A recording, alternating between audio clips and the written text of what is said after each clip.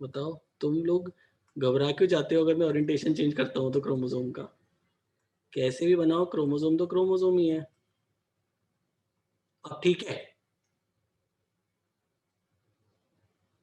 Sir तो बताओ। आपने पूछा क्या था? मैंने पूछा था कि 1 2 कौन किसका होमोलोगस है? तुमने बोला था कि 1 का 3 है, 2 सर का तो 4 है। ऐसे कैसे हो सकता है?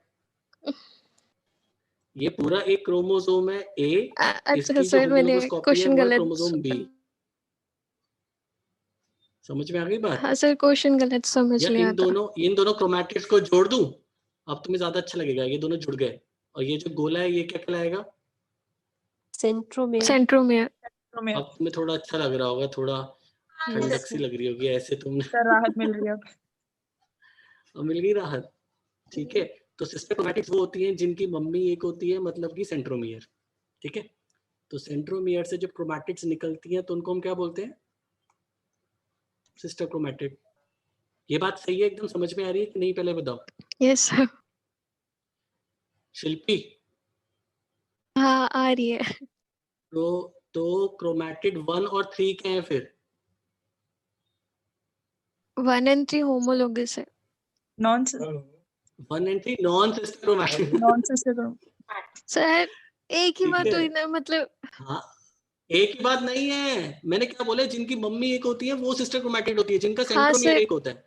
हाँ 1 मतलब और दो 2 अलग अलग क्रोमैटिड का क्रोमोस। सेंट्रोमियर एक है, क्रोमोसोम अलग है। Chromatid number 1 chromatid 2 sister chromatid है, मैंने लिखा भी हुआ है, ध्यान से देखो। Chromatid number 3 and chromatid number 4 sister chromatid है।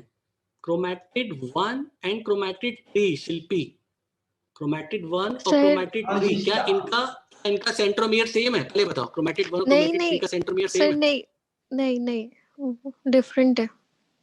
डिफरेंट है ना? और क्रोमैटिड नंबर 2 और 4 का? ये भी नॉन नॉन सिस्टर क्रोमेटिड्स है। ठीक है, तो ये है हमारी नॉन सिस्टर क्रोमैटिड्स। ये बात एकदम सही है, समझ में आ गई है सब बच्चों को? Yes sir. बताओ। ठीक है, तो इसको ना साइटोजेनेटिक्स बोलते हैं, जिसमें हम क्रोमोसोम की हेल्प लेते हैं बार बार चीजों को समझाने के लिए। तो घबराओ मत, जेनेटिक्स के अंदर जितना इसको ध्यान से समझोगे उतना मजा ज्यादा आएगा फिर आगे बढ़ने में। सर एक ठीक चीज है, पूछनी और थी। अगर एक बार समझ में, हाँ बोलो बोलो। सर ये जो आपने ड्रॉ करा है ना, वो जो हम बनाते नहीं थे क्रोमोसोम का, मतलब बच्चों से, मतलब बचपन से छोटा सा हम्म डायग्राम, उसमें एक बार ड्रॉ करके बता देते हैं। कौन से वाला? बच्चा वाला डायग्राम। सर जो बचपन से क्रोमोसोम को बनाते नहीं, अरे सर फ्लावर फ्लावर शेप। वाला। सर हाँ फ्लावर वाला। वाओ वाओ, डायड वाला।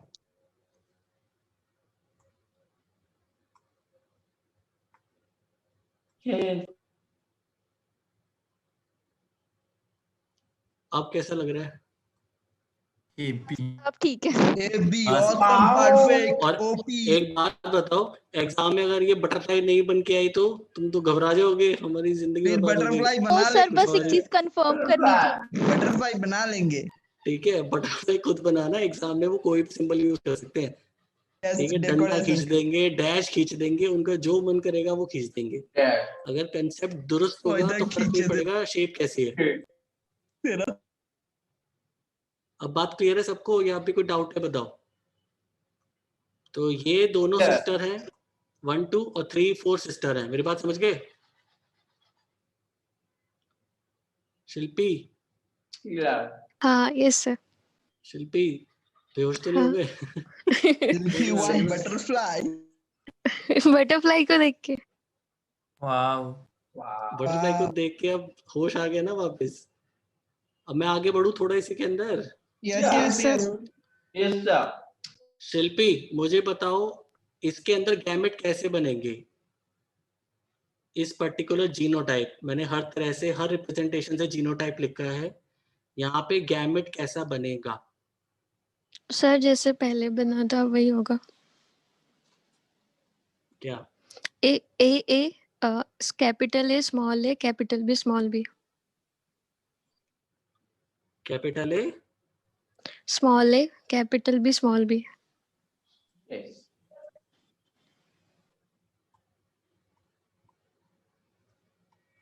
ये स्मॉल ए स्मॉल बी। इसके नीचे हाँ सर।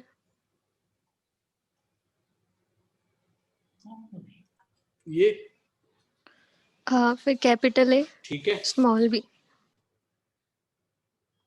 मतलब यही वाला दोबारा बना दोगे ना तुम? सर 4 बनेंगे ना,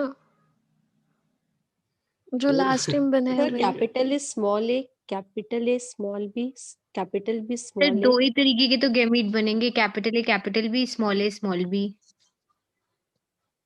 अब मुझे एक सर बात चार मुझे जाननी है, जिसने भी आंसर दिया था ये वाला, कि मान लो ये गैमेट है, गैमेट का मतलब क्या होता है? कोई बच्चा बताएगा? गैमेट्स का मतलब क्या होता है? शिल्पी तुमने सर, आंसर ये दिया तो- था ना ये वाला, किसने दिया था? सर ये तो डिप्लॉयड है। Haploid होना चाहिए। मैं किसने आंसर दिया था पहले बताओ मुझे, मैं नाम नहीं दिख रहा। शिल्पी ने दिया था? दिया ने दिया नहीं था? सर। नहीं सर मैंने नहीं दिया था, ये शिल्पी ने दिया था।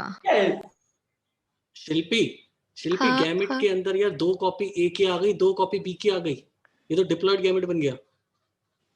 और ऊपर से ये मान लो फादर ने अपना स्पर्म दिया है, मदर भी अपने डिप्लॉयड दे देगी, टेट्राप्लॉयड बच्चा बन गया। ए की 4 सर फॉर्म आएंगी, बी की 4 फॉर्म आएंगी। आप कंफ्यूज कर रहे हो मुझे पहले। अच्छा रुको, कोई बच्चा ऐसा जिसको भी समझ में आ रहा है, अभी कंफ्यूज नहीं करते, पहले समझते हैं, ठीक है? पहले मैं बनाता हूँ, ध्यान से सुनो, घबराओ मत। कंफ्यूज तब करूंगा जब पहले भी कुछ समझ में आएगा तुम लोगों को।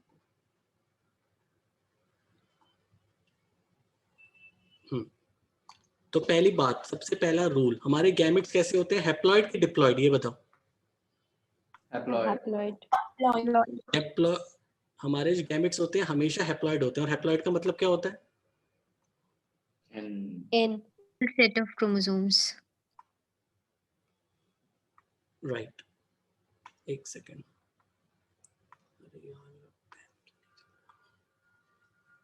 एक मिनट रुको।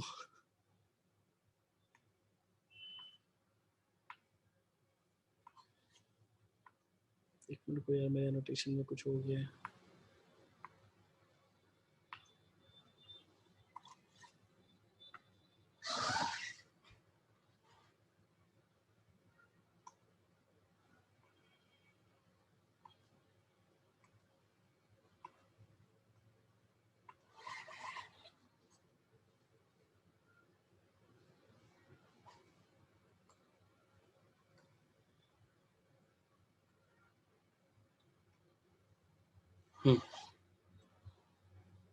तो ये मैंने पहला गैमेट 1 बनाया है। तो गैमेट 1 के अंदर जब मैं अपने जीनोटाइप लिखूंगा, तो मुझे एक बात बताओ, ए जो तुम्हारा जीन है उसकी कोई एक ही कॉपी आएगी ना? Yes sir. Capital A small A दोनों एक साथ तो नहीं आ सकती ना? नहीं। तो ए की भी एक ही कॉपी आनी चाहिए, बी की भी एक ही कॉपी आनी चाहिए। तो तुम्हारे गैमेट क्या बनेंगे? या तो A, B। क्रोमोसोम नंबर 1 आ जाएगा, मतलब कि ये वाला, ठीक है, या हो सकता है क्रोमोसोम नंबर 2 आ जाए, वो भी सेम है, ठीक है। हो सकता है क्रोमोसोम नंबर 3 आ जाए, क्रोमोसोम नंबर 3 आया तो ये आएगा, ठीक है। हो सकता है क्रोमोसोम नंबर 4 आए, वो भी सेम है। तो तुम्हारे मैंने 4 गैमेट्स बनाए, और चारों के चारों जो गैमेट्स हैं वो हैप्लॉइड है। हैप्लॉइड का मतलब क्या है? ए और बी की एक ही कॉपी आई है चारों गैमेट में, ठीक है। बट तुम देख रहे हो कि कैपिटल ए है तो उसके साथ हर बार कैपिटल बी गया है, स्मॉल ए है तो उसके साथ हमेशा स्मॉल बी गया है। मेरी बात समझ रहे हो? कैपिटल ए कैपिटल बी कभी भी अलग नहीं होते गैमेट के अंदर, स्मॉल ए और स्मॉल बी कभी अलग नहीं होते गैमेट के अंदर। इसका मतलब कैपिटल ए और कैपिटल बी या फिर स्मॉल ए और स्मॉल बी आपस में क्या है? लिंक्ड। Linked gene. तो वो जीन वो लिंक्ड इसलिए है, वो लिंक क्यों है बता सकते हो कोई बच्चा? ये लिंक क्यों है? सर क्योंकि कैपिटल ए कैपिटल बी से अलग नहीं हो सकता। डिस्टेंस बहुत क्लोज है। क्योंकि क्रोमोसोम पर, राइट, क्रोमोसोम पे बहुत पास पास है। कैपिटल ए के पास कैपिटल बी है, स्मॉल ए के पास स्मॉल बी है, तो ये जब भी जाते हैं दोनों साथ में जाते हैं, ये अलग अलग नहीं होते। तो वो जीन जिनको अलग करने की प्रोबेबिलिटी बिल्कुल ना के बराबर हो या बहुत कम हो, उसको हम बोलते हैं लिंक जीन, या इस फिनोमिना को जो तुम्हें यहाँ पे देखने को मिल रहा है इसको बोलते हैं कंप्लीट लिंकेज। ये कंप्लीट लिंकेज का फिनोमिना है जिसमें जीन्स पूरी तरीके से लिंक्ड होते हैं एक दूसरे से। जैसे कैपिटल ए के साथ कैपिटल बी लिंक्ड है, स्मॉल ए के साथ स्मॉल बी लिंक्ड है। तो दो तरह के ही गैमेट्स नजर आते हैं, जैसे कैपिटल ए कैपिटल बी वाला, ये दोनों सेम है, और स्मॉल ए के साथ स्मॉल बी वाला, ये दोनों सेम है। बात समझ में आई कुछ कुछ? हाँ या ना? Yes sir. सर पर सर जब हमने पहले बनाया था तो हमने वो क्रॉसओवर वाले गैमेट्स भी तो बनाए थे सर, और जब सेल डिवीजन होता है हमारे मियोसिस होता है उसके अंदर भी सर क्रॉसिंग ओवर होता है, तो सर वो क्यों नहीं बनाया आपने? Yes sir. क्रॉसओवर, क्योंकि क्रॉसिंग ओवर अब मैं बना के दिखाऊंगा। वो मैं इंडिपेंडेंट असॉर्टमेंट बता रहा था जिसके अंदर जो जीन्स और एलील है वो अलग अलग क्रोमोसोम पे हमने माने थे, क्रोमोसोम नंबर 1 2 3 4।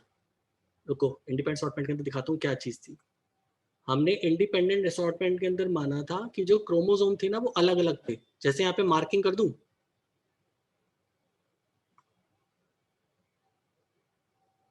ये देखो, इसे मान लो क्रोमोसोम नंबर 1, इसे 2, इसे 3, इसे 4, और ये मान लो कैपिटल ए 1 पे है, कैपिटल 2 भी ए, मतलब कैपिटल ए पहले वाला 1 पे है, कैपिटल ए दूसरे वाला 2 पे है, स्मॉल ए 3 पे है, स्मॉल ए 4 पे है।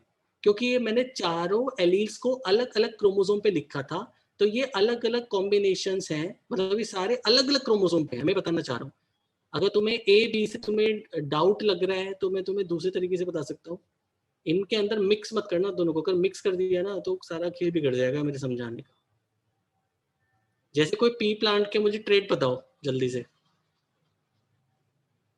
जो भी तुम्हें याद आ रहे हैं, कोई भी ट्रेड बताओ। सर हाइट, राउंड सी एग्जैक्टली आगे हाइट का से होना है। हाइट और येलो राउंड सी चीट कोड।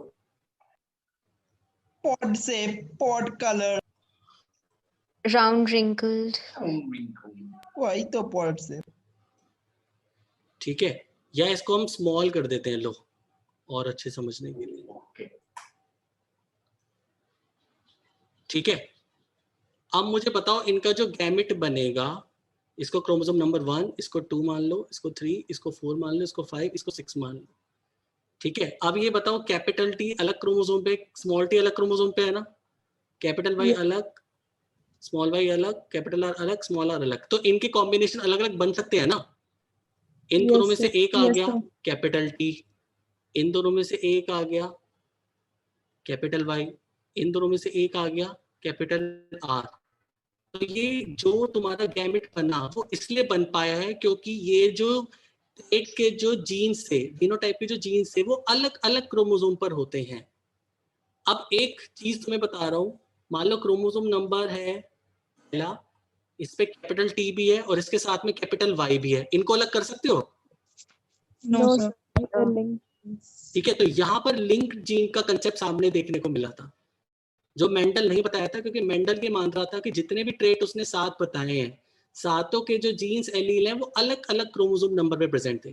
तो वो बहुत ब्यूटीफुली तुम्हें इंडिपेंडेंट असॉर्टमेंट दिखा पा रहा था। ठीक है, बट जो चीज वो बता नहीं पाया था हम उसे आज डिस्कस कर रहे हैं, मतलब कि लिंकेज को। मेरी बात अब क्लियर हुई है जानवी? Yes sir. वहाँ पे वो अलग अलग ठीक है, क्रोमोसोम तो इसलिए आ रहे थे और ये एक ही क्रोमोसोम हाँ दोनों जीन्स। राइट, अब मैं तुम्हें दिखाऊंगा एक्चुअल में क्या होता है लिंकेज की वजह से, जो मेरा तीसरा और फाइनल डायग्राम है। उससे बाद तुम्हारी पिक्चर कंप्लीट हो जाएगी जो मैं बताना चाह रहा था।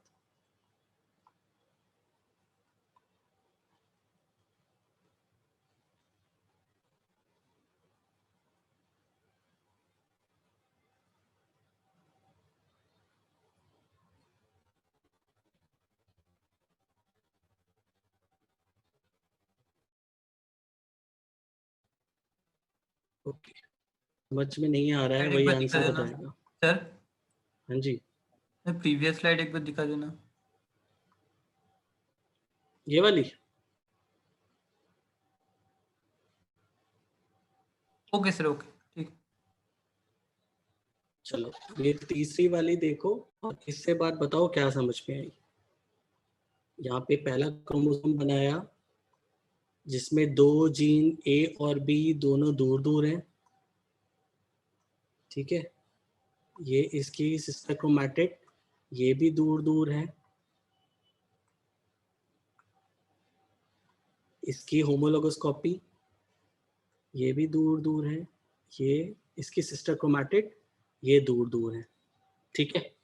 अब तीसरी टर्म तुम्हारे सामने मैं इंट्रोड्यूस कर रहा हूँ, जिसको हम लोग क्या बोलते हैं कि होमोलोगस क्रोमोसोम्स की जो नॉन सिस्टर क्रोमैटिड है। अब मुझे बताओ, यहाँ पे मैंने 1 2 3 4 लिखा है, इनमें से नॉन सिस्टर क्रोमैटिड कौन सी है? Second and third. 1 3rd second 4th। First और थर्ड भी नॉन सिस्टर है, सेकंड और फोर्थ भी नॉन सिस्टर है, बट दोनों जो क्रॉसिंग ओवर कर सकती हैं वो है सेकंड और थर्ड। इस इवेंट को बोलते हैं क्रॉसिंग ओवर। क्रॉसिंग ओवर होने से क्या हो रहा होता है, ध्यान से सुनो। ये अपने सेगमेंट्स को एक्सचेंज कर रहे होते हैं। मान लो ऊपर का कैपिटल ए है, ये नीचे जाके जुड़ जाएगा स्मॉल बी के साथ। ऊपर का कैपिटल बी है, ये नीचे जाके जुड़ जाएगा स्मॉल ए के साथ, ठीक है। तो रिजल्टेंट गैमेट क्या बनेंगे?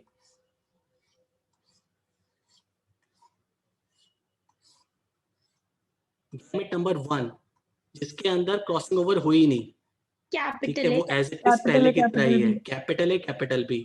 गैमेट नंबर 2, इसमें क्या होगा? Capital A small B. Capital A, right, capital A और स्मॉल बी, ठीक है। यहाँ पर क्रॉसिंग ओवर के बाद तुम्हें ये वाला गैमेट देखने को मिला है, ठीक है। तीसरा क्या होगा?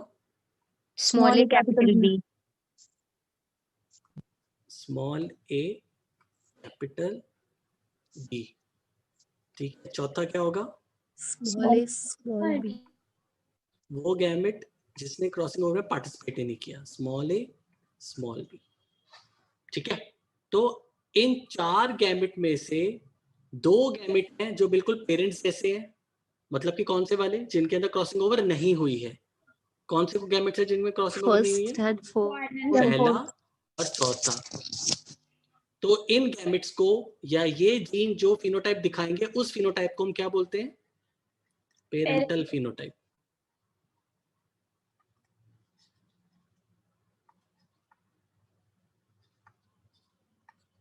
ठीक है। और 2 गैमेट जो पेरेंट्स के गैमेट, या मान लो क्रॉसिंग ओवर होने के बाद बने हैं, जो फिनोटाइप पेरेंट्स के अंदर नहीं प्रेजेंट थे, इन दोनों को हम क्या बोलेंगे?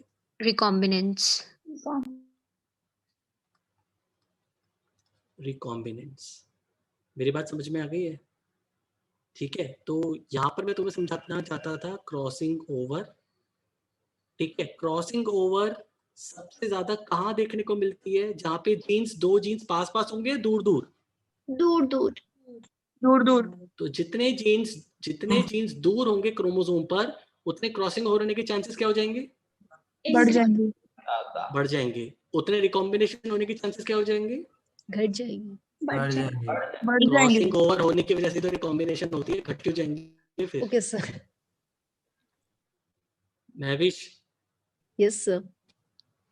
अगर जीन ए और जीन बी लिंक्ड जीन है, तो क्रॉसिंग ओवर ज्यादा होगी या कम होगी? सर लिंक तो कम होगी ना? सोच लो। हाँ सर कम होगी। ठीक है। तो लिंकेज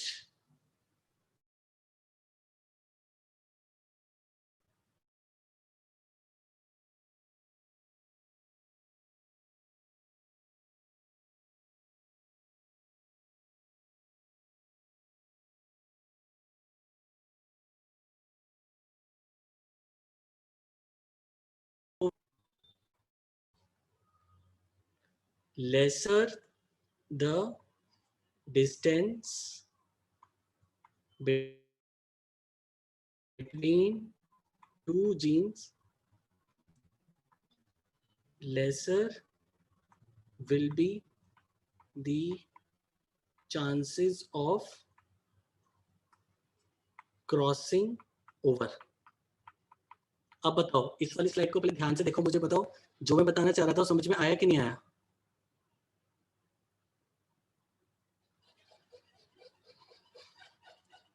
जानवी? यस सर, आ गया। तो जीन्स जितने पास होंगे उनके बीच में क्रॉसिंग ओवर होने के चांसेस उतने कम हो जाएंगे। और क्रॉसिंग ओवर जितनी कम होगी रिकॉम्बिनेशन भी कम होगा। कम होगा। ठीक है, अगर दो जीन्स क्रोमोसोम पे बहुत दूर दूर हैं, ठीक है, बहुत दूर दूर हैं, तो कितने परसेंट रिकॉम्बिनेंट गैमेट बन सकते हैं? अगर दो जीन्स क्रोमोसोम पे बहुत दूर दूर हैं, कितने परसेंट गैमेट्स रिकॉम्बिनेंट बन सकते हैं? 50%। 50%। ठीक है, तो रिकॉम्बिनेंट कभी भी 50% को एक्सीड नहीं कर सकते।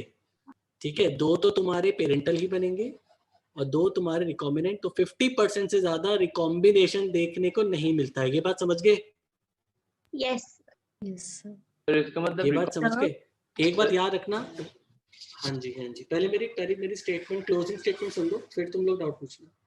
मेरे कहने का मतलब है रिकॉम्बिनेशन 50% को एक्सीड नहीं करता, और ये बहुत रेयरली बात है, रिकॉम्बिनेशन 50% भी नहीं होता। रिकॉम्बिनेशन ज्यादातर कम ही रहती है, उसकी परसेंटेज ज्यादा नहीं होती। ऐसा क्यों होता है कि किसी को नहीं पता जेनेटिक्स में रिकॉम्बिनेशन ज्यादा क्यों नहीं होती। अगली बात, अगर रिकॉम्बिनेशन 50% के करीब आ रही होती है या 50% हो जाती है, वो बच्चा एग्जैक्टली अपने पेरेंट्स का हाइब्रिड दिखता है। ठीक है, ऐसे बच्चे जिनके अंदर रिकॉम्बिनेशन बहुत ज्यादा होती है, तुम किसी एक पेरेंट के साथ उसको सिमिलर नहीं कर सकते। हम ये नहीं बोल सकते पापा पे गया है मम्मी पे गया है, हम बोलते हैं पापा मम्मी की जैसा दिख रहा है बिल्कुल। ज्यादातर क्या होता है, तुम देखते हो रिकॉम्बिनेशन ज्यादा नहीं होती, बच्चा या तो मम्मी से रिसेंबल ज्यादा करता है या अपने पापा से ज्यादा रिसेंबल करता है। मैं सही बोल रहा हूँ गलत बोल रहा हूँ? Yes sir. Yes sir. अब बोलो डाउट अपना क्या था? सर ये जो क्रॉसिंग ओवर हमने किया है ये सिर्फ दो क्रोमैटिड्स के बीच में किया है ना? Between sister chromatids of the homologous chromosomes. Yes sir. Sir मतलब कभी भी ऐसा नहीं हो सकता कि मतलब फर्स्ट और फोर्थ जो है वो क्रॉसओवर कर जाए और सेकंड और थर्ड क्रॉसओवर कर जाए, मतलब दो क्रॉसओवर एक साथ हो जाए? हो सकता है, बट एक क्रॉस मतलब दो सिस्टर क्रोमैटिड्स के बीच में क्रॉसिंग ओवर होने की प्रोबेबिलिटी बहुत कम होती है।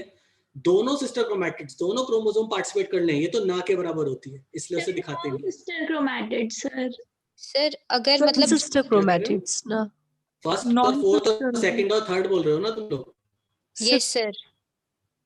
यही बोल रहे हो ना, फर्स्ट और फोर्थ और फर्स्ट और सेकंड और फोर्थ। थर्ड? Yes sir. मतलब नॉन सिस्टर की बात ही कर रहे हो ना दोनों की? Yes sir. तो फर्स्ट और four usually generally crossing over नहीं करते हैं, किसी किसी ऑर्गेनिज्म में करते हैं, जैसे न्यूरोस्पोरा। जब मैं न्यूरोस्पोरा पढ़ता हूँ, तुम लोगों को नहीं पढ़ाते हैं, डेट के सिलेबस में पढ़ाते हैं, वहां पर ऐसे हो जाते हैं कभी कभी कि 1 और 4 और सेकंड थर्ड दोनों क्रॉसिंग ओवर कर लेते हैं। ह्यूमंस की अगर बात करें तो जो सबसे पास होती हैं सिस्टर नॉन सिस्टर क्रोमैटिड्स, मतलब कि सेकंड और थर्ड, वही क्रॉसिंग ओवर करते हैं। समझ आई बात? Yes sir. सर मतलब अगर चारों ही अगर वो ऐसे दो क्रॉसओवर हो गए तो रिकॉम्बिनेंट्स तो बहुत ज्यादा बन जाएंगे ना, पेरेंटल तो दिखेंगे ही नहीं। बिल्कुल, तो ऐसा कभी भी नहीं होता कि पेरेंटल फिनोटाइप ना दिखे। ठीक है, ज्यादातर स्पीशीज के अंदर 50% ही रिकॉम्बिनेशन देखने को मिलता है। इसका मतलब सिर्फ दो नॉन सिस्टर क्रोमैटिड्स ही आपस में क्रॉसिंग ओवर में पार्टिसिपेट करती है। ओके सर, ठीक थैंक है, यू। तो ये था हमारा क्रॉसिंग ओवर। अब मैंने तुम्हें 3 बातें समझा दी थी। हेलो ठीक है, हाँ जी सर, आपने बताया रिकॉम्बिनेंट 50% से ज्यादा नहीं हो सकता। सर रिकॉम्बिनेंट और रिकॉम्बिनेंट फ्रीक्वेंसी ये दोनों क्या एक ही चीज है क्या? मतलब रिकॉम्बिनेंट फ्रीक्वेंसी 50। हाँ, अगली चीज में रिकॉम्बिनेंट फ्रीक्वेंसी बताने वाला हूँ। हाँ, अगली जो चीज है ना वो रिकॉम्बिनेंट फ्रीक्वेंसी भी दिखाऊंगा। पहले बताओ ये वाली बात समझ में आ गई है? हाँ सर। अब मैं अगला एग्जांपल लेता हूँ, मैं रिकॉम्बिनेशन फ्रीक्वेंसी वाली बात क्लियर करूंगा। ठीक है, पता लगा था लिंकेज के बारे में, टीएच मॉर्गन ने एक्सपेरिमेंट किया था। इस एक्सपेरिमेंट में इसने क्या किया था, इसने म्यूटेंट फ्लाइज यूज करी थी। एक यूज उसने करी थी ड्रोसोफिला की म्यूटेंट फ्लाई, जिसका फिनोटाइप था पर्पल आई। ठीक है, पर्पल आई और वेस्टिजल विंग, दो म्यूटेशन यूज करी थी। पर्पल आई और वेस्टिजल कलर जो होगा वो पर्पल हो जाएगा। वेस्टिजल जो विंग्स होते हैं ड्रोसोफिला के, ये बहुत छोटे से हो जाते हैं, वेस्टिजिस, मतलब ऐसी जो ड्रोसोफिला है वो उड़ नहीं पाती है। तो इन दो म्यूटेशंस को देखते हुए उसने लिंकेज के कंसेप्ट को समझाया था लोगों को। ठीक है, अब मैं बताता हूँ क्या एक्सपेरिमेंट था। उसने एक फीमेल फ्लाई ली जिसका जीनोटाइप ये था, ये मैंने क्रोमोसोम बनाया है PR plus PR plus PR plus sorry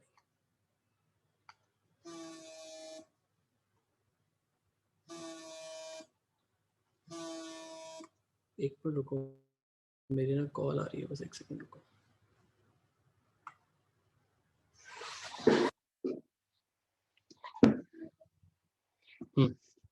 PR plus और नीचे VG प्लस दिया। ये जो ड्रोसोफिला है इसकी आंखों का कलर क्या होगा और इसके विंग्स कैसे होंगे? सर ये तो वाइल्ड टाइप है ना? क्या कह रहे हो? मैंने ये सर भी गलत बनाया, कितनी बेवकूफी कर रहा हूँ मैं, एक ही लोकस पे अलग अलग कर दिए दोनों को। तुम लोग भी कोई ऑब्जेक्शन नहीं उठा रहे, तुम इतने अच्छे बच्चे हो। हाँ, अब बताओ आंखों का कलर क्या होगा इस फ्लाई का और विंग्स कैसे होंगे? सर ये तो वाइल्ड टाइप है ना? ये वाइल्ड टाइप है, पर्पल वेस्टिजियल मैंने बना रखा है यहाँ पे। नहीं सर, वो प्लस का साइन भी तो है ऊपर। Sir red eye normal wing. तो red eyes normal wings. Red eye normal wings क्यों है? ये तुम्हें पर्पल और VG के जीन नहीं दिख रहे यहाँ पे? सर लेकिन वो प्लस साइन तो उसको डिनोट करता है ना, मतलब जो वाइल्ड टाइप होता है डोमिनेंट वाले को। इसका कहने का मतलब है पर्पल जीन का एक्सप्रेशन एसेंशियल है रेड आई बनाने के लिए, वेस्टिजियल जीन का एक्सप्रेशन एसेंशियल है नॉर्मल विंग्स बनाने के लिए। तो ये जो फ्लाई हो गई ये कैसी हो गई? रेड आई और नॉर्मल विंग्स। ये बात हर बच्चे को क्लियर है, समझ में आ गई? दिया सही बोल रही थी, अगर प्लस आ जाए तो वो वाइल्ड टाइप बन जाते हैं। तो PR प्लस का मतलब है पर्पल जीन एक्सप्रेस हो रहा है, और पर्पल जीन का एक्सप्रेशन जरूरी है ड्रोसोफिला के अंदर रेड आई बनाने के लिए। वेस्टिजियल जीन एक्सप्रेस हो रहा है, वेस्टिजियल जीन का एक्सप्रेशन जरूरी है नॉर्मल विंग्स बनाने के लिए।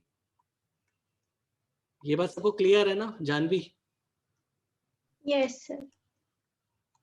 अब ये मेल फ्लाई मैंने ऐसी बनाई है, और मेल के अंदर वाई क्रोमोसोम को ऐसे दिखाते हैं एरो बना के डंडा।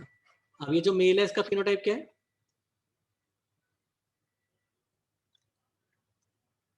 Purple vestigial. Purple vestigial. ठीक है, इसकी पर्पल आई है क्योंकि मैंने प्लस नहीं बनाया, इसका मतलब पर्पल जीन एक्सप्रेस नहीं हुआ। Lack of expression of purple gene leads to purple आई।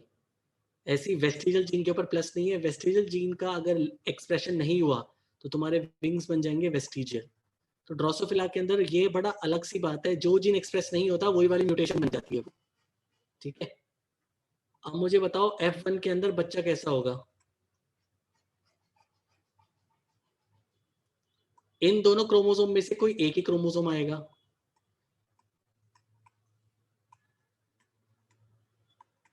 इन दोनों क्रोमोसोम में से कोई एक ही क्रोमोसोम आएगा। सपोज करो ऊपर वाला मैंने ले लिया। शिल्पी, शिल्पी yes, sir. ये जो बच्चा बना है इसका फिनोटाइप क्या होगा? सर कौन सा?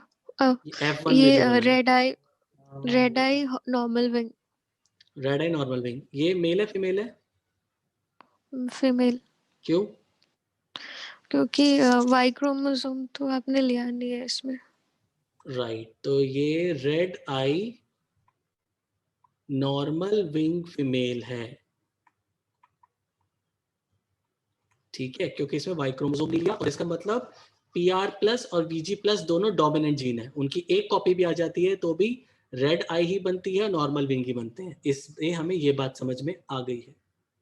ठीक है, ये मैंने फीमेल बनाई है, ऐसा मेल भी बनेगा, बट मेल में नहीं बना रहा क्योंकि उसका फिनोटाइप भी ऐसे ही होगा। अब मैं क्या कर रहा हूँ, F1 को टेस्ट क्रॉस कर रहा हूँ। टेस्ट क्रॉस का मतलब क्या होता है? रिसेसिव का फिनोटाइप। मतलब क्या होता है? रेसेसिव। तो रेसिव के लिए मैं मेल का क्या रखूं जीनोटाइप? PR VG PR और VG। ठीक है, अब F2 के अंदर कैसी कैसी तरह की फ्लाइज आएंगी ये बताओ। पहले तो इन गैमेट्स को मैं अलग कर लेता हूँ। एक गैमेट आ जाएगा PR प्लस फीमेल की तरफ से, VG प्लस, है ना? Yes sir. यस एक गैमेट आ जाएगा नीचे वाला, PR VG। VG, यस ठीक है। तीसरा गैमेट क्या आएगा? सब मेल का हो गया वो तो। तीसरा गैमेट अब आएगा PR क्रॉसिंग ओवर plus, वाला। मान लो अगर PR फीमेल plus के गैमेट्स VG, के बीच में क्रॉसिंग ओवर हो गई, PR plus क्रॉसिंग ओवर हो गई, VG देखो यहाँ पे जो मैंने बनाई है दोनों, तो PR प्लस Plus VG और नीचे PR ऊपर PR VG plus. VG plus. Wow.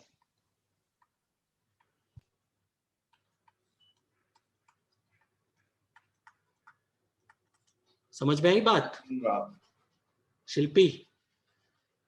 Yes sir. शिल्पी बात समझ में नहीं आई ना? आ गई? सच सच बताना मुझे। हूँ? तो ये लास्ट टू फिर से एक्सप्लेन कर दीजिए ना। Explain once. मैविश Yes, एक सेकंड, कोई मत बोलो, मुझे बोलने दो। मैविश ये देखो, फीमेल के गैमेट्स ऐसे थे ना, PR प्लस VG प्लस, एक क्रोमोसोम ये हो गया, इसके साथ वाला क्रोमोसोम क्या है? PR VG, ये है ना? Yes sir. क्या ये आपस में क्रॉसिंग ओवर शो नहीं करेंगे? कर सकते हैं ना, चांसेस है ना क्रॉसिंग ओवर शो करने के? सर क्लियर हो गया। ठीक है, तो PR प्लस के साथ VG आ गया और नीचे PR के साथ VG प्लस आ गया। ठीक है, Yes, तो sir. ये पहला। और दूसरा जो मैंने गैमेट बनाया था शिल्पी, ये पेरेंटल है या रिकॉम्बिनेंट है? First and second. और थर्ड और फोर्थ जो बनाया मैंने, रिकॉम्बिनेंट। ये रिकॉम्बिनेंट है। ठीक है, तो रिकॉम्बिनेंट जो बनते हैं वो क्रॉसिंग ओवर के प्रोडक्ट होते हैं, राइट? तो ये तो मैंने फीमेल के गैमेट बना दिए। मेल या तो ये वाला क्रोमोसोम देगा या फिर वाई वाला देगा। मैं जानबूझ के सिर्फ ऊपर वाला क्रोमोसोम बना रहा हूँ, फीमेल वाला। मेल की वैसे बनेंगे, उनको दोबारा बनाने का कोई मतलब नहीं है। तो मान लो मेल्स ने PR VG PR VG PR VG PR VG, ठीक है। शिल्पी, ये जो पहला बच्चा है इसका फिनोटाइप बताओ। Yes sir. फिनोटाइप रेड बताओ आई, उसका। Red eye normal wing. Red eye normal wings. दूसरे पर्पल, बच्चे का फिनोटाइप बताओ। पर्पल आई वेस्टिजियल विंग। पर्पल आई वेस्टिजियल विंग। तीसरे बच्चे का बताओ। रेड आई वेस्टिजियल विंग।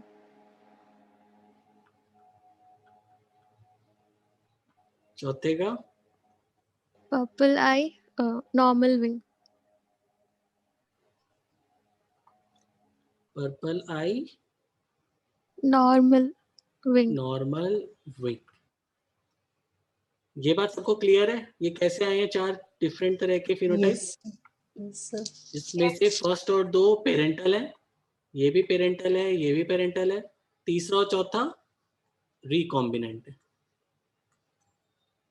ठीक है, अब अगली चीज जो अभी तुम मेरे से पूछ रहे थे कि रिकॉम्बिनेशन फ्रीक्वेंसी का मतलब क्या होता है, रिकॉम्बिनेशन फ्रीक्वेंसी कैसे कैलकुलेट करते हैं, और एग्जाम में वही आएगी। ठीक है, मान लो एक एक्सपेरिमेंट किया, एक्सपेरिमेंट करने के बाद जब इसको और इसको आपस में क्रॉस कराया तो F2 के अंदर प्रोजेनीज का नंबर इन्होंने बताया। सबसे पहले रेड आई और नॉर्मल विंग्स वाली जो फ्लाइज आई उनका नंबर था 1339। पर्पल आई वेस्टिजियल विंग्स वाली जो फ्लाइज आई उनका नंबर था 1195। रेड आई और वेस्टिजियल विंग्स वाली जो फ्लाई हैं उनका आया 151 और पर्पल आई नॉर्मल विंग्स का आया 154। अब तुम देख रहे हो ध्यान से, ज्यादातर जो बच्चे आए हैं वो पेरेंट्स जैसे ही हैं। रिकॉम्बिनेंट वाले बच्चों का नंबर बहुत कम है, इसका मतलब रिकॉम्बिनेशन ज्यादा नहीं होता। रिकॉम्बिनेशन या क्रॉसिंग ओवर होने की फ्रीक्वेंसी हमेशा कम ही रहती है। तो हमें निकालनी है recombination frequency. Recombination frequency, recombination frequency निकालने का फॉर्मूला है number of recombinants total number of progeny upon total number of progenies into 100। ठीक है, तो ऊपर क्या रखोगे न्यूमरेटर में, इसका मतलब रिकॉम्बिनेंट कितने हैं यहाँ पे? 151 plus 154. 1 plus 150 upon total, total कितने हैं? सबको प्लस करते सबको प्लस करते हैं। कितने हैं वो पूछ रहा हूँ।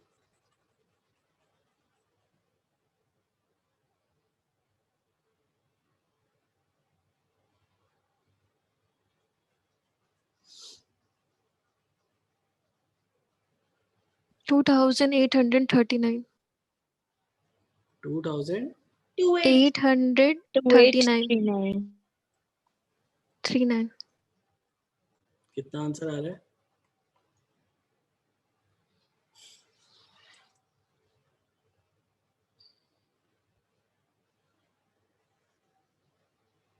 हैं 10.7%, 10.74। ठीक है, तो रिकॉम्बिनेशन फ्रीक्वेंसी आई है 10।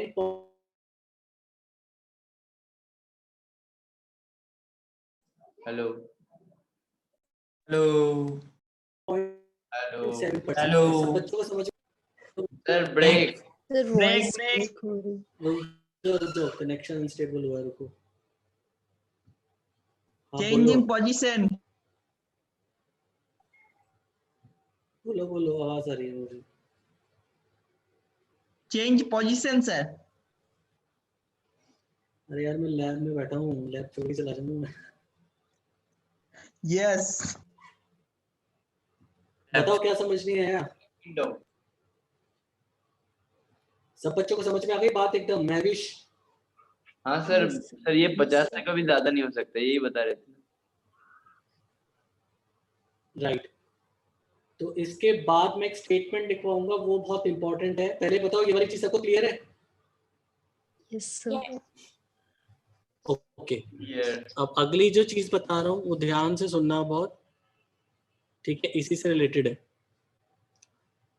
तो नेक्स्ट चीज है तुम्हारी, जो हमने अभी कैलकुलेट करी, वो क्या चीज थी? Recombination frequency. तो सर नहीं सुन रहा। हेलो सर आवाज नहीं आ रही। Change the position, sir. छत पे। Yes. बताओ, आ रही है बस? Yes.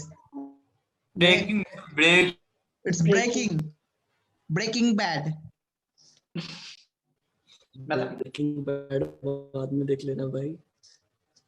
देख लिए सर। अब आ रही है? Yes. मैं सारी सीरीज देख लेता हूँ यार। आ रही है? बोलू? Yes. ओके, सपोज करो रिकॉम्बिनेशन फ्रीक्वेंसी 1% निकल के आई, जैसे पहले 10.7% निकली थी। रिकॉम्बिनेशन फ्रीक्वेंसी सपोज करो अगर 1% निकल के आई है, तो 1% recombination frequency is equal to 1 centimorgan unit.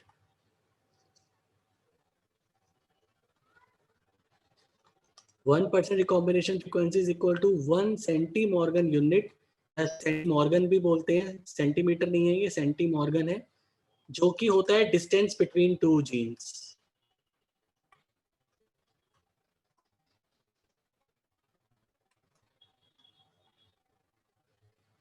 समझ में आई? तो last question, and vestigial wing gene, इनके बीच की रिकॉम्बिनेशन फ्रीक्वेंसी कितनी? 10.7. 10.7. कितनी है? तो 10.7% का मतलब क्या है? 10.7 मॉर्गन यूनिट और सेंटीमॉर्गन। और क्या मतलब है? Distance between purple and vestigial wing is 10.7 centimorgan unit. ऐसे बोल सकते हैं ना? Yes. सही, ठीक है। Janvi, Yes, sir. ये 10.7 सेंटीमॉर्गन जो डिस्टेंस है, ठीक है, ये ज्यादा है कि कम है? ज्यादा है। ज्यादा है, इसका मतलब क्या है ज्यादा है? ज्यादा है तभी तो क्रॉसओवर प्रोडक्ट बन रहे हैं और रिकॉम्बिनेशन हो रहा है, तभी तो रिकॉम्बिनेशन फ्रीक्वेंसी निकाला है सर। अगर कम हो very good Janvi, very good Janvi. तो पर्पल और वेस्टिजियल विंग वाले जो जीन थे, इनके बीच की जो रिकॉम्बिनेशन फ्रीक्वेंसी थी वो 10.7% थी। इसका मतलब है नंबर ऑफ रिकॉम्बिनेंट्स जो हैं वो बस 10% नजर आते हैं। ठीक है, इसका मतलब पेरेंटल फिनोटाइप वाले बच्चे कितने नजर आएंगे? 100 माइनस 90%। अब बताओ ये डिस्टेंस ज्यादा है कि कम है? Janvi, yes sir. मैंने लिखवाया था कि डिस्टेंस दो जीन के बीच में जब दूर दूर होता है, जब डिस्टेंस बहुत ज्यादा होता है तो रिकॉम्बिनेंट का नंबर ज्यादा हो जाता है ना? यस। तो ये डिस्टेंस बहुत ज्यादा है कि बहुत कम है जानवी? अब भी बताओ, समझा दो। सर ये कम ही होगा ना, क्योंकि 10% से 1% ही रिकॉम्बिनेशन फ्रीक्वेंसी आ रही है, 50% के लिए तो ज्यादा ही हो जाएगा। राइट। इसका मतलब क्रोमोसोम के ऊपर पर्पल और वेस्टिजियल दो पास पास हैं बहुत। सिर्फ 10% बार ऐसा होता है कि इनके बीच में क्रॉसिंग ओवर होती है। 10% की चांस है कि इन दोनों के बीच में क्रॉसिंग ओवर हो। 90% चांस है कि इनके बीच में क्रॉसिंग ओवर ना हो। इसका मतलब purple gene and vestigial wings are very closely related to each other और बहुत क्लोजली लोकेटेड है क्रोमोसोम के ऊपर। इसलिए 90% चांस होता है कि उनके बीच में क्रॉसिंग ओवर कभी हो। Break. Changing the position may work. To terrace. हवा में उड़ जाए। दिया, शिल्पी, बाकी बच्चे। Yes sir. Yes sir. बात समझ में आ गई? No sir. Break. Total break. Sir अरे अभी ठीक। आपने जितना हाँ, बोलो। बताया था वो आ गया, बाकी जो आवाज अगर नहीं आई होगी तो वो तो किसी को नहीं आई। Break free. अच्छा ये बताओ, अभी मेरी आवाज जो ब्रेक हुई, ये वाली स्लाइड की बात समझ में आई कि नहीं आई? मैं दोबारा रिपीट ठीक है, ठीक है। सही आ गई। आ गई ना? यस। जानवी, कंफ्यूजन तो नहीं है कि दूर पास का चक्कर क्या है? नहीं सर, मैं तो ये सोच रही थी अच्छा कच्ची वो पासा पास होते तो फिर क्रॉसिंग ओवर होता ही। ठीक तो है, सर तो लिंक्ड क्यों नहीं कहते हम उसे? समझ में आ गया ना? बिची। समझ में आ गया ना? ये बताओ। ठीक है, तो क्लोजिंग स्टेटमेंट इस कंसेप्ट के लिए मैं बता रहा हूँ कि जब नहीं समझ में आता तो मैं वही बोलता हूँ कि देखो, जब बॉयफ्रेंड गर्लफ्रेंड एक ही क्लास में पढ़ते हैं तो उनका ब्रेकअप होता है, या जब दूर दूर चले जाते हैं दिल्ली मुंबई तब होता है। ठीक है, तो जब डिस्टेंस बढ़ता है, जब दिल्ली मुंबई का डिस्टेंस आ जाता है तो ब्रेकअप के चांसेस, क्रॉसिंग ओवर के चांसेस बढ़ जाते हैं। जब दोनों एक ही क्लास में होते हैं तो उनके साथ रहने के चांसेस ज्यादा है, या उनके बीच में कोई ब्रेकअप कराने वाला है उसके चांसेस भी बहुत कम है, मतलब कि क्रॉसिंग ओवर के चांसेस कम है। अब ठीक है? यस, इसीलिए सेम क्लास में करो। तो दूर दूर नहीं होना चाहिए, पास पास होना चाहिए। दूर रहोगे तो क्रॉसिंग ओवर हो जाएगी, अलग हो जाओगे। पास रहोगे तो क्रॉसिंग ओवर नहीं होगी, लिंक्ड बन के रहोगे, लिंक्ड ही रहोगे। ठीक है? Wow, good tip. Good example and good tip. ठीक है, अब तो कोई कंफ्यूजन नहीं है लड़कियों? समझ में आ गया? Yes sir. ठीक है, तो इसके ऊपर एक क्वेश्चन देता हूँ, एक सिंपल सा क्वेश्चन कि किस तरह के क्वेश्चन आएंगे। सबसे पहला क्वेश्चन तो यही बन सकता है कि रिकॉम्बिनेशन फ्रीक्वेंसी कैलकुलेट करने को आएगी। रिकॉम्बिनेशन फ्रीक्वेंसी तो कैलकुलेट करना समझ गए होगे तुम लोग। ठीक है, अगली चीज होती है तुम्हें, हाँ जी सर इसका ये भी तो कंक्लूजन होगा ना कि जितना मतलब जितना कम डिस्टेंस होगा उतना ज्यादा लिंकेज होगा। जितना यस कम डिस्टेंस दो चीज होगा। के बीच का डिस्टेंस जितना कम होता है, लिंकेज उतनी ज्यादा होती है। Yes, sir. ठीक है, मतलब रिलेशनशिप स्ट्रॉन्ग कब होगा? जब साथ में रहोगे ना, है ना? Yes sir, yes sir. तो बस, तो जितना डिस्टेंस कम उतनी लिंकेज उतनी ज्यादा, ठीक है। तो अगला जो क्वेश्चन आएगा वो आता है जीन ऑर्डर निकालने का, ठीक है। जीन ऑर्डर का भी आ सकता है या दो जीन्स के बीच में डिस्टेंस का भी। फॉर एग्जांपल मान लो क्रॉस ओवर फ्रीक्वेंसी दे रखी है,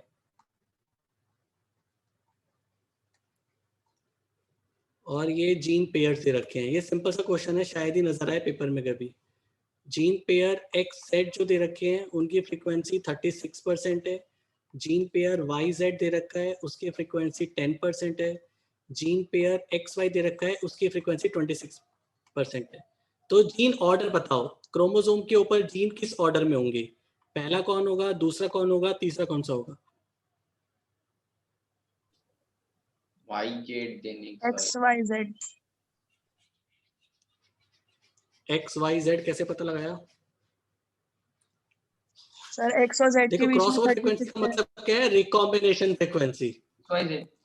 X, cross Z, over Y. Frequency मतलब रिकॉम्बिनेशन फ्रीक्वेंसी है। इसके बीच में सबसे ज्यादा रिकॉम्बिनेशन फ्रीक्वेंसी होती है, वो सबसे दूर दूर होंगे, X, यस ठीक है। Z, उसके X, बाद Y, Z. तुम्हारा आ रहा है एक्स और वाई, इनके बीच में हो गया तुम्हारा 26%, और इनके बीच में हो गया तुम्हारा सिंपल मैथ 10%। 10%। टोटल हो गया तुम्हारा 36%, ठीक है। तो सबसे ज्यादा वाले का पता लगा लेना, उसके बाद तुम कैसे भी जीन ऑर्डर बना लोगे। बट जीन ऑर्डर बनाने के क्वेश्चन कम ही आते हैं आजकल, ये बच्चों वाले मानते हैं। अगला क्वेश्चन है, in a dihybrid S cross 200 recombinants phenotypes were observed among sir ये डिलीट मत करना 2402 क्वेश्चन। progenies। नहीं, कोई भी चीज डिलीट नहीं होगी। In a dihybrid test cross, 200 recombinant phenotypes were observed among 2402 progeny। तो डिस्टेंस बिटवीन टू जीन्स कितना होगा?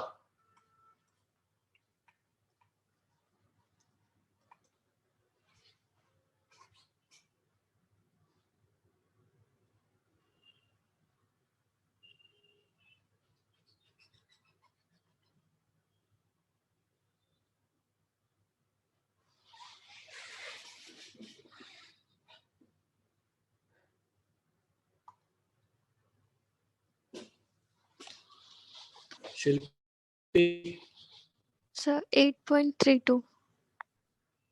कैसे निकाला? सर क्योंकि रिकॉम्बिनेंट फ्रीक्वेंसी तो डिस्टेंस के इक्वल होगा, जो उसकी यूनिट आएगी।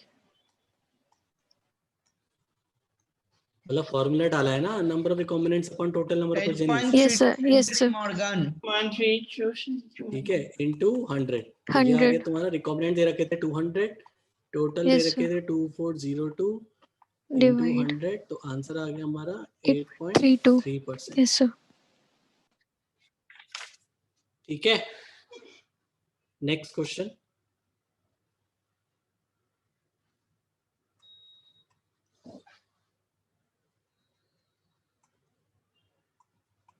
In Drosophila, yellow body color gene is located 2 centimorgan unit away from white eye gene locus in a female who is heterozygous for both gene loci, what fraction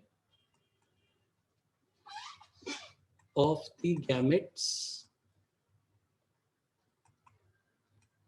would be expected to have undergone a crossover between these genes. एक Drosophila है जिसके अंदर yellow body का जो gene है वो 2 सेंटीमॉर्गन unit away है white आई gene से। एक फीमेल है जो कि हेट्रोजाइगस है दोनों जीन लोकस के लिए। तो बताओ कितने fraction of the gametes would be expected to have undergone a crossover, मतलब कितने प्रतिशत गैमेट्स जो बनेंगे उनमें क्रॉसिंग ओवर देखने को मिलेगी। चैट में आंसर भेज सकते हो।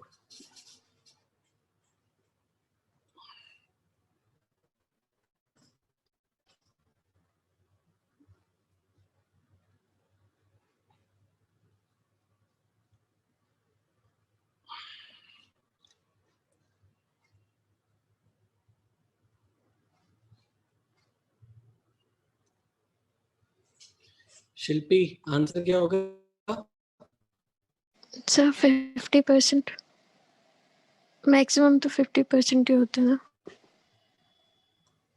बट यहाँ पे तुम्हें ये जो दे रखा है इसका मतलब क्या है? इससे कुछ क्लू मिल सकता है? ये चीज क्या है? Frequency recombination frequency between two yes sir, yellow Two. Body और वाइट आई, है ना? वाइट आई यस सर। और इसको हम रिकॉम्बिनेशन फ्रीक्वेंसी भी बोलते हैं। ये 2% दे रखी है, 2%, है ना? 2% का मतलब क्या है? 2/100। 2/100 का मतलब क्या है शिल्पी? 0.02 क्या है? नंबर ऑफ रिकॉम्बिनेंट होंगे 2 एंड टोटल प्रोजेनी 100। मतलब कितने गैमेट्स के अंदर क्रॉसिंग ओवर होगी? 2। 100 में से 2 को। यस अगर 100 गैमेट्स बनाएगी उनमें से तो 2 गैमेट हमारे क्रॉस ओवर वाले होंगे। ठीक है, ये बात समझ में आ गई है? Yes sir. ठीक है, तो यहाँ पर लिंकेज रिकॉम्बिनेशन का आधा ही कंसेप्ट हुआ है, अभी आधा अभी रहता है। तो नेक्स्ट क्लास में इससे आगे बढ़ेंगे। फिर अगली क्लास में लिंकेज रिकॉम्बिनेशन खत्म हो जाएगा, उसके बाद साइटोजेनेटिक्स शुरुआत करेंगे। साइटोजेनेटिक्स जेनेटिक्स का आखिरी पार्ट होगा। 0.02 की 2 है। क्या कह रहे हो? इसका आंसर सर 0.02 है कि 2 है? 2%, तुम बताओ क्या होना चाहिए? 2% और 0.0 फ्रैक्शन बता ठीक है। है, फ्रैक्शन के अंदर अगर आंसर दोगे, ठीक है, तो तुम्हारा two मतलब by यहाँ पर जो 100 ऑप्शन क्या रखे होगा? हैं वो पॉइंट में दे रखे हैं सारे, तो 0.02 पे टिक करेंगे। हाँ ठीक है, ओके सर। चलो Okay. फिर bye. Thank you, thank you bye sir. Sir, bye. Thanks for the tip.